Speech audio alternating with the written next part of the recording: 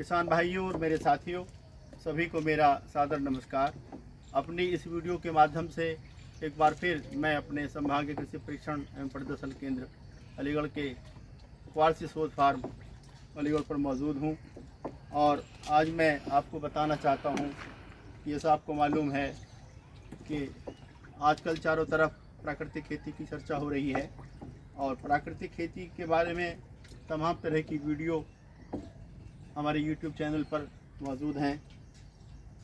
इस सिलसिले में मुझे आपसे बताना है कि जो जीवामृत आपको दिखाई दे रहे हैं ड्रम, ये जीवामृत हमने अब से पहले करीब 4 महीने 4.5 महीने के हो गए इनको हमने बनाया है और अब खरीफ का सीज़न भी शुरू हो चुका है, तो हमें अपने खेतों में से किस तरह से प्रयोग करना है इस संबंध में मैं आपको बताना चाहूँगा।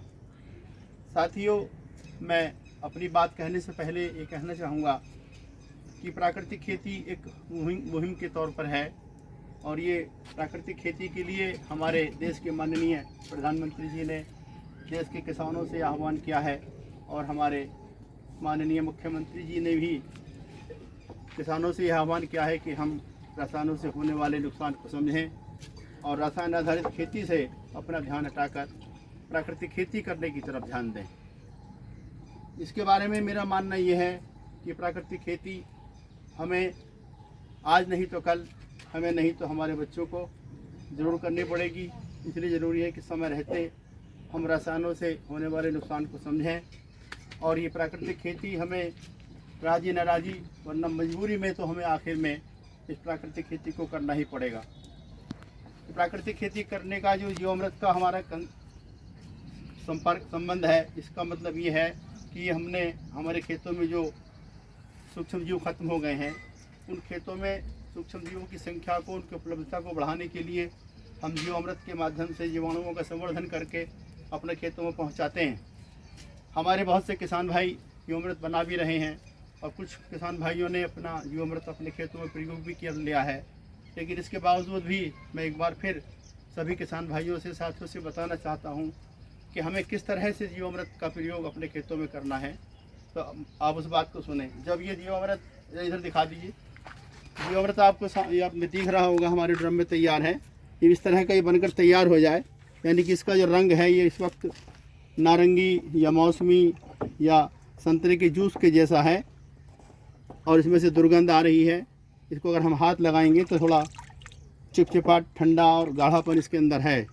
जब इस तरह की कंडीशन पैदा हो जाए तो आप समझ लीजिए कि आपका जीवामृत जो है बनकर तैयार है। अब सवाल उठता है कि इसको हमें कैसे अपने खेत में प्रयोग करना है।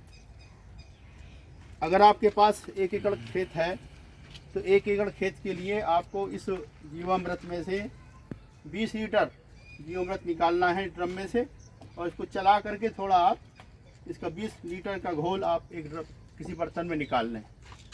और 1 एकड़ के लिए 1 कुंटल, 1.25 कुंटल या 1.5 कुंटल, थोड़ा कम हो जाए ज़्यादा हो जाए कोई दिक्कत नहीं है।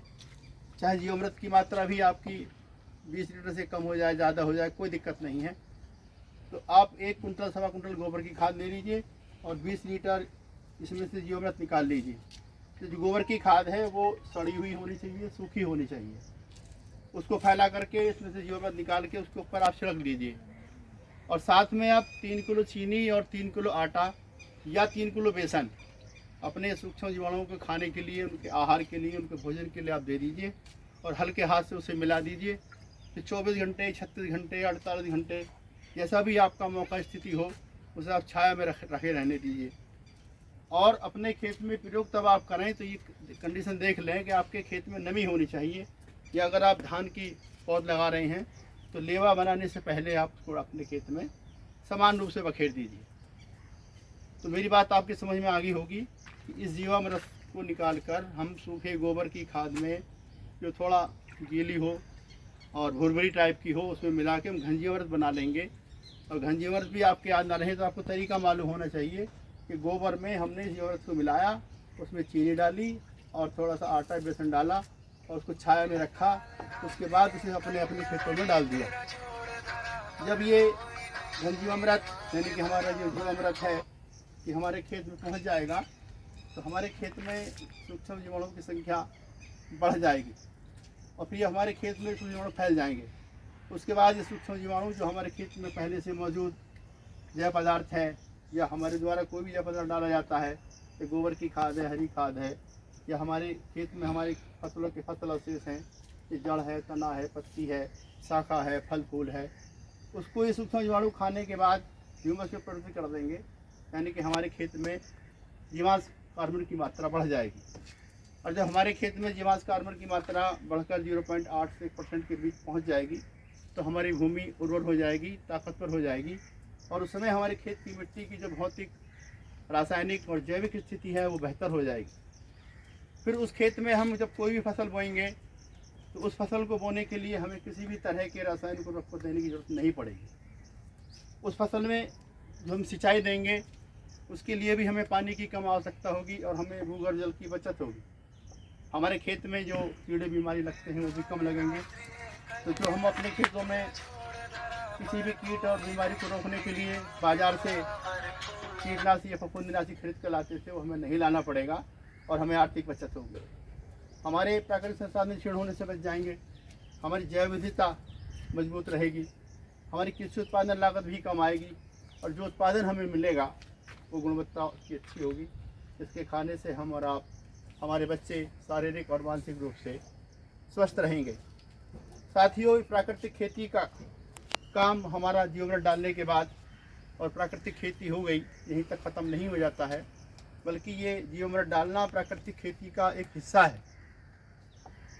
हमारी प्राकृतिक खेती निरंतर रूप से चलती रहे, उसके लिए ज़रूरी है कि हम अपने खेत में एक प्राकृतिक माहौल बनाएं, एक ऐसा वातावरण बनाएं, एक ऐसा परिवेश बनाएं जहाँ पहले की तरह से हमारे आसपास, हमारे खेत खलिहानों में मंडराने वाली रंग बिरंगी तितलियाँ, मधुमक्खियाँ, रम्मी, गुड़िया, केंचुआ, गुबरैला सब पहले की तरह से मौजूद हों, और जो हमारे खेत खलिहानों के पास जो तालाब हैं, जलाशय हैं, उसमें रहने वाले जीव, मछली, मेंढक, कछुआ जो वो भी सब मौजूद हों। और कुल मिलाकर हमें प्रकृति की सभी इकाइयों को बरकरार रखना है, क्योंकि प्राकृतिक खेती प्रकृति की सभी इकाइयों के ऊपर निर्भर है। हालांकि सूक्ष्म जीवों का इसमें प्राकृतिक खेती में सबसे महत्वपूर्ण रोल है, लेकिन प्राकृतिक खेती में प्रत्येक इकाई का कुछ ना कुछ रोल रहता है। इसलिए ज़रूरी है कि हम प्राकृतिक खेती करने के लिए प्रकृति के वैभव को, प्रकृति की खूबसूरती को बरकरार रखें। अगर प्रकृति की खूबसूरती, प्रकृति का वैभव बरकरार रहेगा तो ये प्राकृतिक खेती हमारी निरंतर रूप से चलती रहेगी और हमें हमेशा हमेशा शुद्ध भोजन, शुद्ध हवा, शुद्ध पानी और शुद्ध पर्यावरण मिलता रहेगा। हम और हमारे बच्चे हमेशा हमेशा इस धरती पर खुशी के साथ जी सकेंगे। साथियों, मैंने अपनी बात आपके सामने रखी। अगर आपको मेरी बात अच्छी लगे तो हमारी इस वीडियो को अपने साथियों में, दोस्तों में, किसान भाइयों में शेयर कर दें, ताकि हमारी वीडियो यानी प्राकृतिक खेती की बात हमारे देश के आखिरी गांव के आखिरी किसान तक पहुंच जाए और हमारे सब किसान भाई इस प्राकृतिक खेती की मुहिम में जुड़ जाएं।